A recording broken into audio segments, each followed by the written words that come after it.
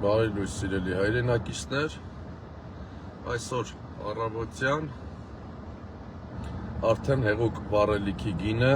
270 դրամ է դարձել։ Շատ գազալցակայաններում հեղուկ վառելիք գոյություն չունի։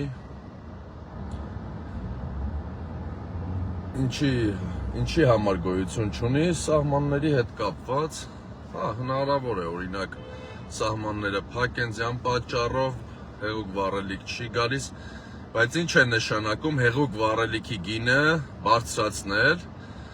օրինակ բերեմ, տեսեք, հեղուկ վառելիքը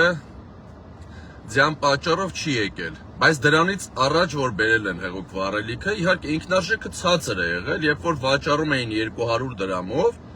այդ ժամանակ ինքնարժեք էր ձևավորված եւ իրեն շահույթն հետ 200 դրամով կարողանում էին վաճառել այդ նույն ինքնարժեքով բերված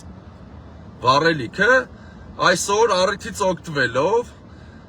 վաճառում են 260-270 դրամ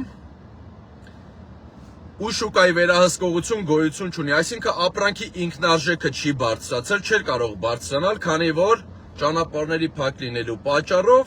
գազ հեղուկ վառելիք չի ներկրվել։ Հետևաբար հին ապրանքը, հին ինքնարժեքով բերված հեղուկ վառելիքը առիթից օգտվելով բարձրացրել են, իսկ շուկայի վերահսկողություն գոյություն չունի։ Հեղուկ վառելիքը, բենզինը դրանք ռազմավարական նշանակությամբ վառելիքներ են, որ պետությունը պարտավորություն ունի հետևողական լինել գների հետ կապված։ Օրինակ, տեսեք, Նիկոլ Փաշինյանը երկակի ստանդարտներով հայտարարություններ է անում, առավոտյան լայվեր է անում, ասում է, տեսեք, խաղաղությունից ելնելով ադրբեջանական բենզին ենք բերել,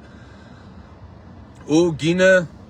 8%-ով, 15%-ով նվազել է։ Էբա Նիկոլ Փաշինյան, հեղուկ վառելիքի գինը արդեն 25-ից 30% աճել է։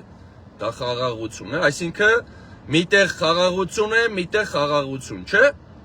Ինչպես եք մեկնաբանում դա, բա հեղուկ վառելիքի հետ կապված ասեք, դա էլ է խաղաղություն, հա? Կամ վառելիքը ինչ կապ ունի գինը, շուկայական գները ինչ կապ ունեն խաղաղության հետ։ Ինչ մանիպուլյացիաներ եք անում։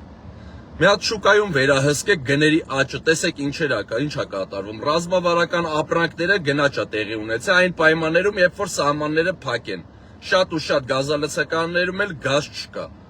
Այ դրանով զբաղվեք, ոչ թե առավոտյան, տես լայվ մտեք, մի հատ էլ տես հետևը հրեշտակի շողք դրեք, իբր հրեշտակ եք, սատանան հրեշտակ չի կարող դառնալ, հետևեք գնաճին, երկրում ամեն ինչ թանկացել է, հետևաբար եթե դուք համեմատում եք դա խաղաղության հետ, ուրեմն խաղաղություն գոյություն չի էլ ունենալու, ըստ ձեզ, հա?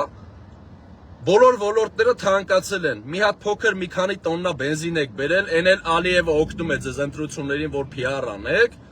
հա, գիտեք ժողովուրդն էլ բանա, հիմար է, հա,